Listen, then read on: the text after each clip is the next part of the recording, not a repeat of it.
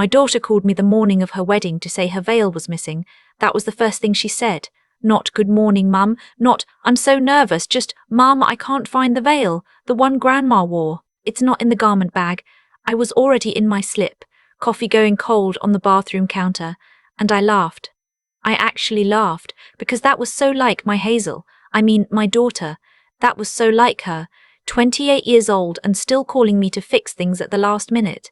I told her to check the white box on the top shelf of her closet, behind the winter blankets. That's where I'd put it 6 weeks before, when she'd asked me to steam it. She found it in 30 seconds. "Mum," she breathed. "How do you always know?"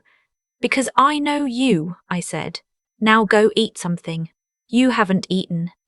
She laughed too, and for a moment it was just the two of us, the way it had been for most of her life, me and my girl, figuring things out. I should have held on to that moment longer, because a few hours later I was standing in a banquet hall surrounded by 350 people, wearing the nicest dress I owned, and a man I had met exactly twice in my life looked me in the eye and said, loud enough for the table next to us to hear, "So you're the mother." I was expecting someone more polished. He smiled when he said it, like it was a compliment dressed up to look like an observation. That man was my daughter's father-in-law. And before that night was over, everyone in that room was going to learn exactly who he was, who he really was.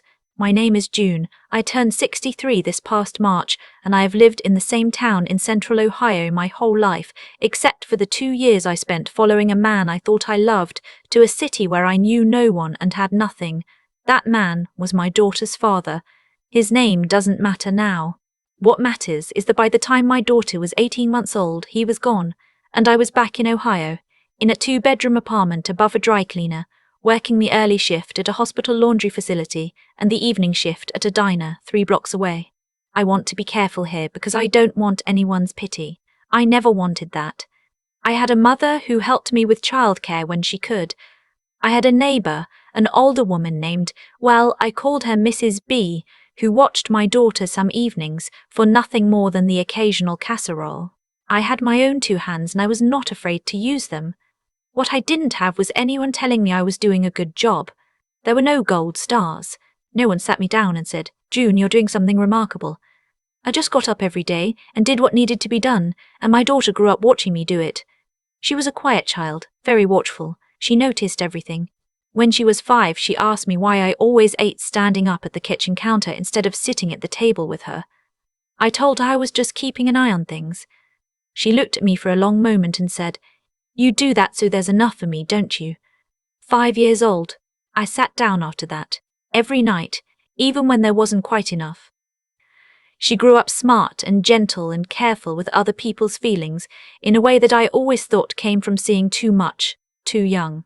She worked hard in school, got a partial scholarship to a state school 2 hours away, and I drove her there with everything she owned packed into the back of a car that had one working window and a heater, that only functioned if you hit the dashboard in exactly the right spot.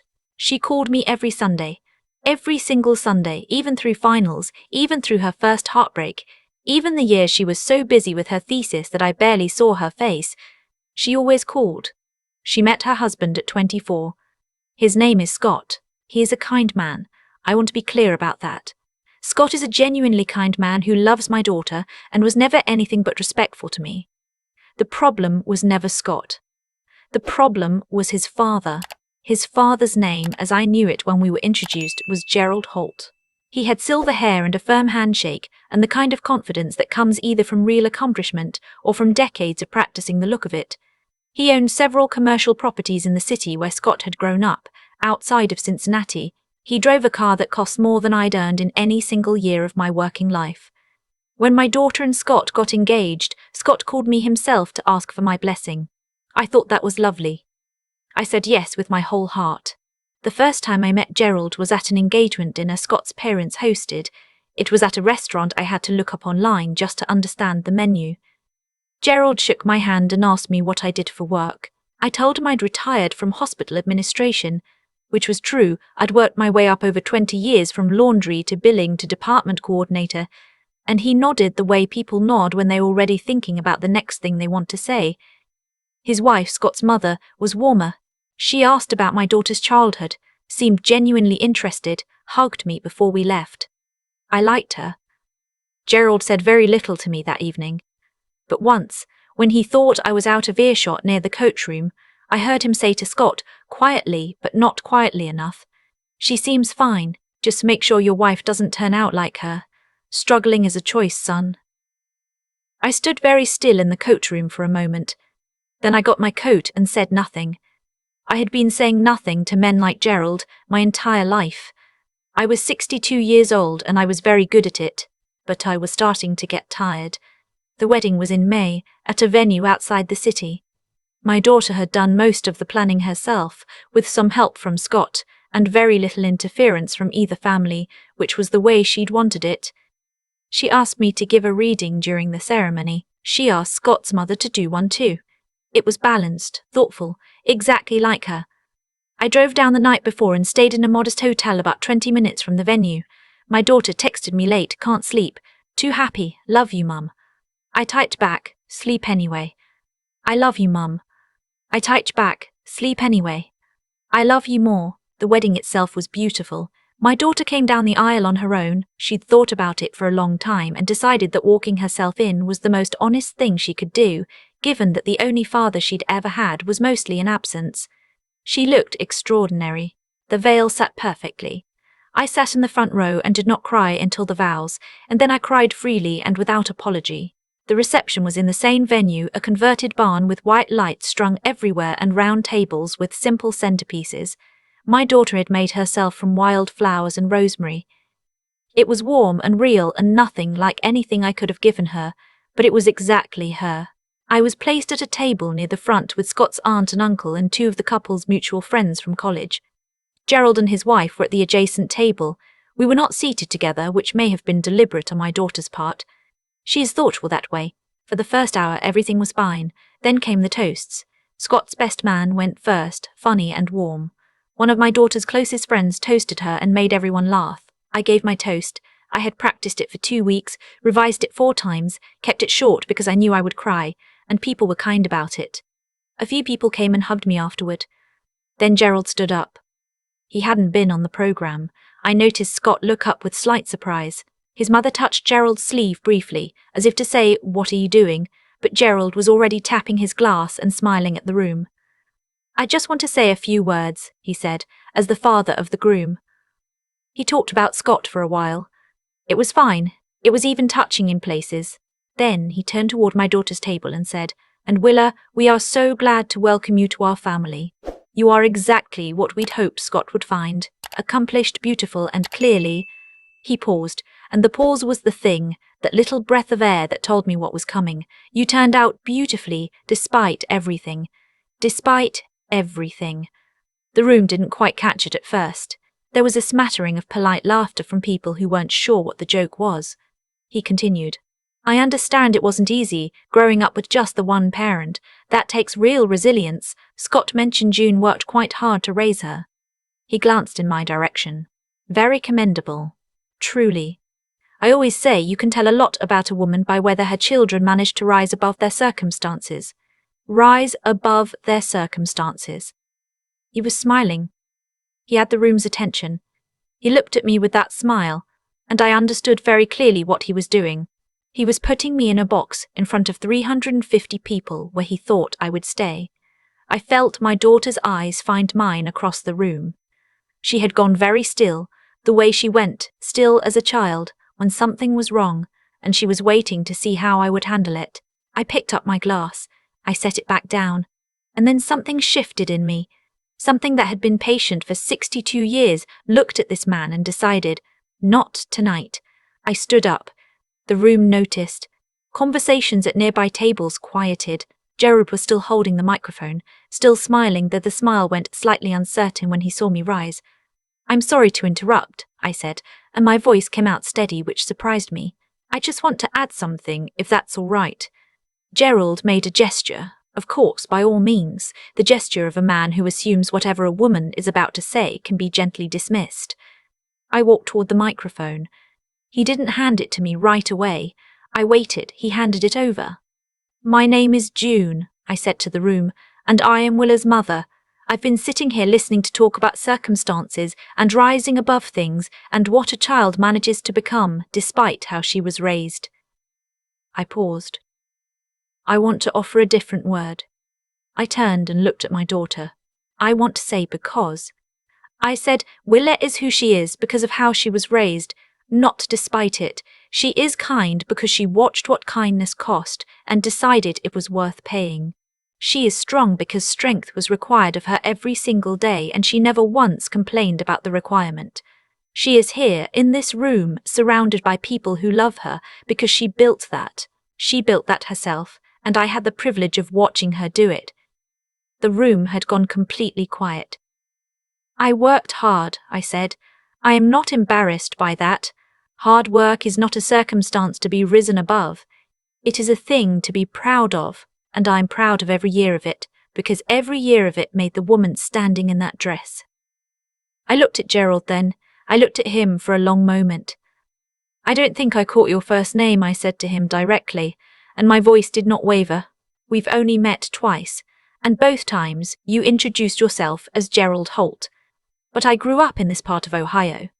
And I have to tell you, I think I knew you once, a long time ago, before the properties, before Cincinnati, back when your name was something else entirely. The smile left his face. It left quickly. You used to go by Gary Holcomb, I said. Marysville, Ohio, 1987, the year you borrowed $40,000 from the Pennington family for an investment that never existed and disappeared before anyone could file a report. The room was silent in a way that rooms only get when something real has just entered them. I said quietly. I can see by your face that you remember. I should explain. I had not come to that wedding planning to say any of this. I want to be clear about that. I had my toast prepared. I had my sensible navy dress. I had my gift card and my card with my handwriting on it that took me 3 drafts to get right.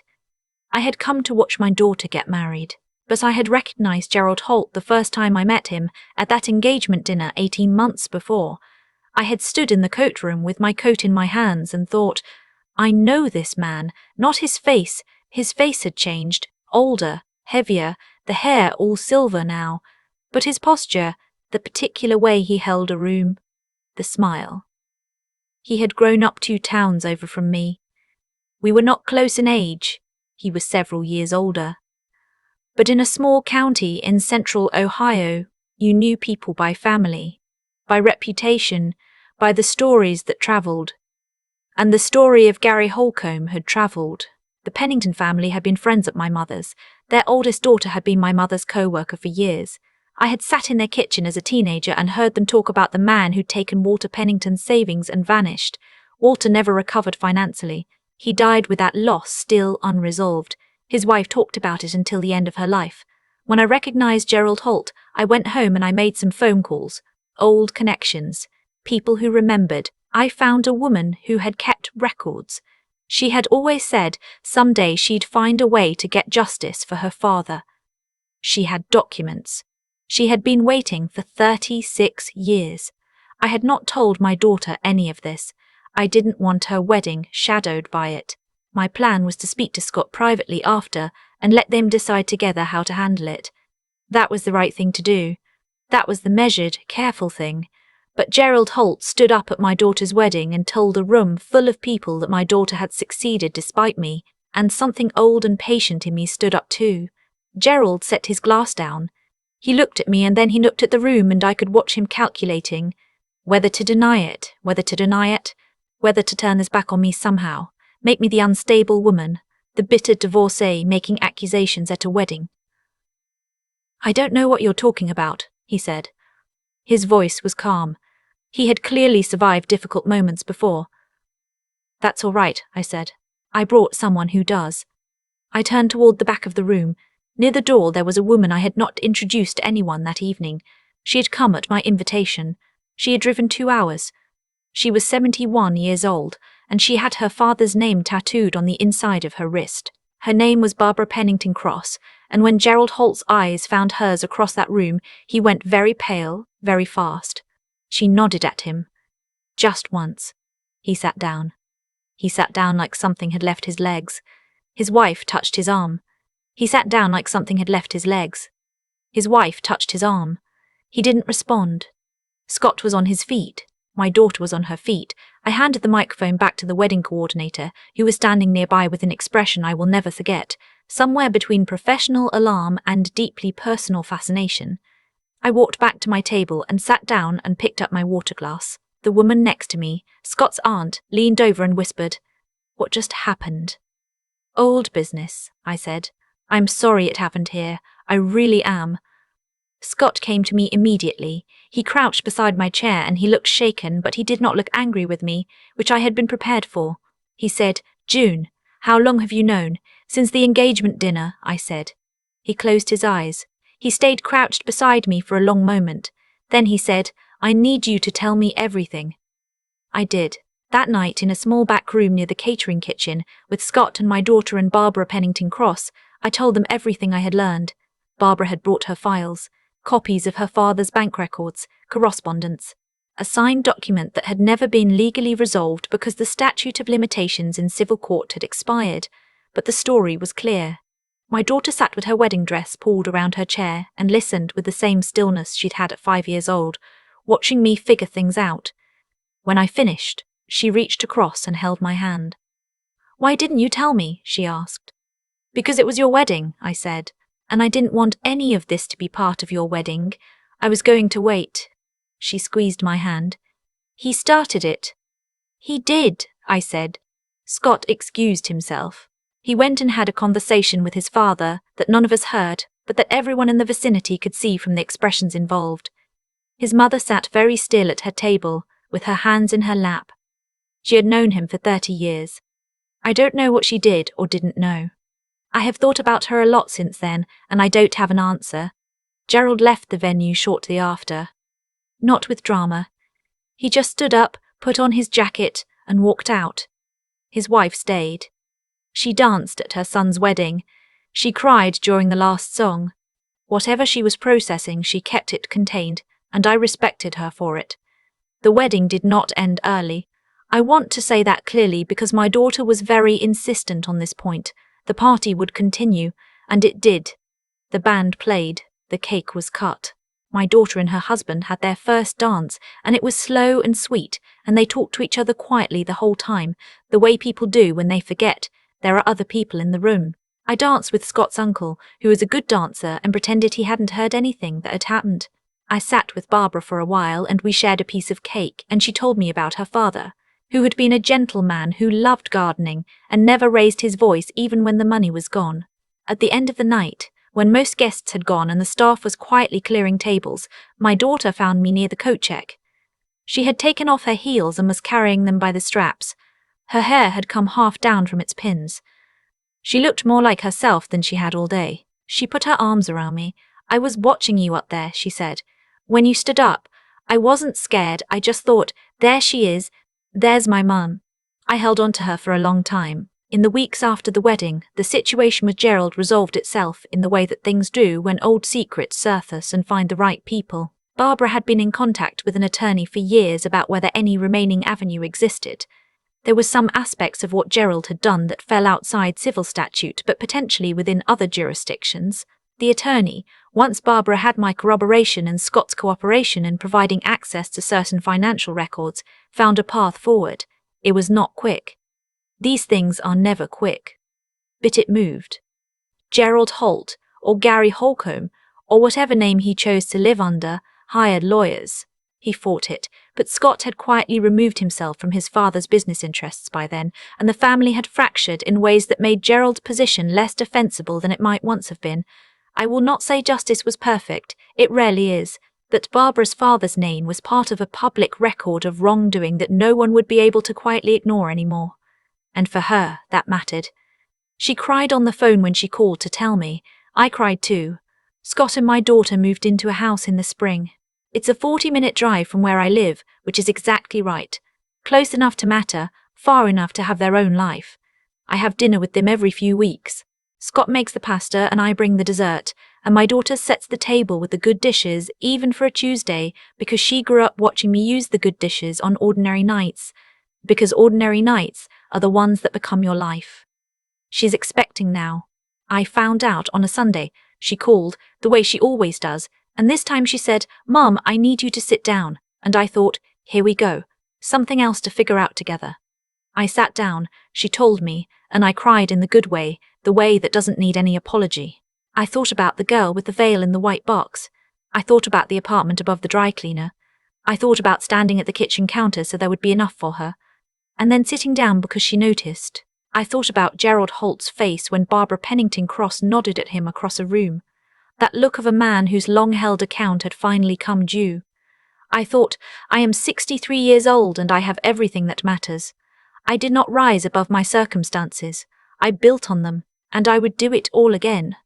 I've been thinking about cause and effect a lot lately, not in any grand or mystical sense, just the plain, ordinary way that the things we do keep moving forward in time, long after we think they've stopped. Gerald Holt stood up at his son's wedding and made a calculation. He looked at me, a woman in a navy dress who had worked hospital billing for 20 years, who had driven to the venue alone, who had no property portfolio and no silver cufflinks, and he decided I was someone he could define, someone who would absorb what he said and sit back down and let it pass, the way women like me have always been expected to let things pass. He was not wrong that I had let things pass before. I had been letting things pass my whole life.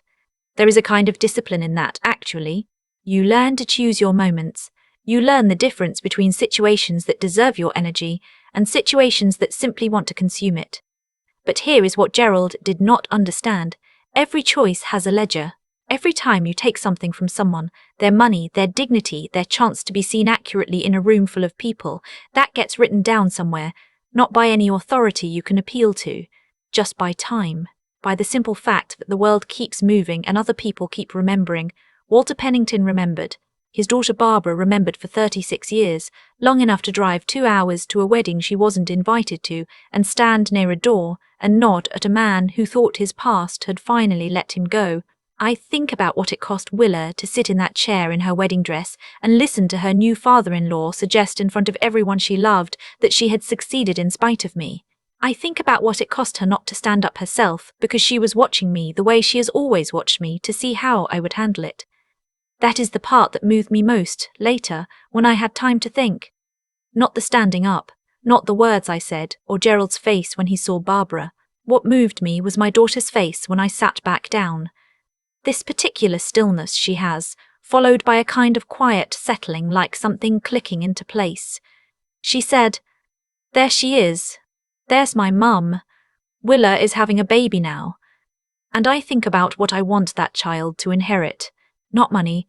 I don't have much. Not an easy path. Those rarely produce people worth knowing. What I want to pass down is simpler and harder than either of those things. I want to pass down the understanding that character is not what you claim about yourself in a toast.